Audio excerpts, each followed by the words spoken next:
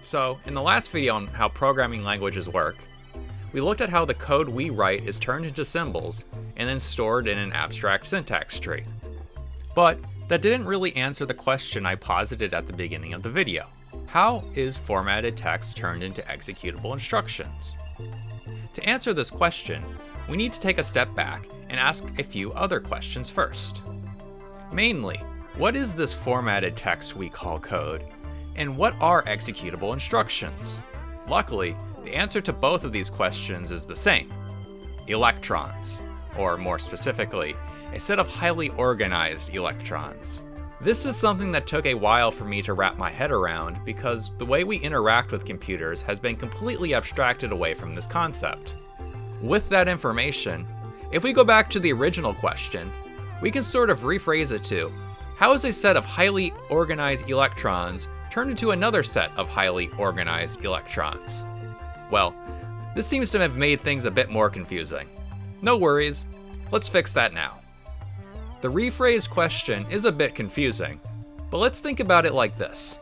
If I were to ask you to translate a sentence from English to Spanish, you could describe the task as turning one set of highly organized letters into another set of highly organized letters. So really, what we are wanting to do is to translate the set of electrons that are human readable into the set of electrons that are computer readable. This may sound like a daunting task since humans use words and symbols to communicate while computers use electric impulses. Fortunately, there is one final layer of abstraction for us to use. Because humans are incapable of organizing electrons with their mere hands alone, CPUs come with a very limited, but handy, set of instructions called machine language, which lets us set the exact electron configuration we want. This is what gives us the ability to use words and symbols when communicating with computers.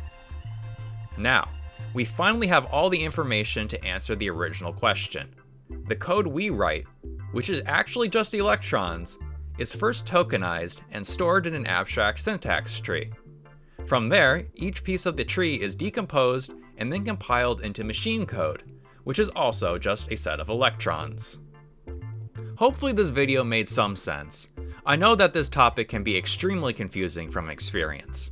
Again, this video, like the previous video in the series, is not meant to be a deep dive.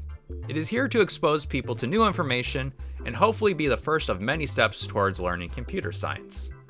Also, like the last time, there are additional resources in the description. Thanks for watching, and I'll see you guys next time.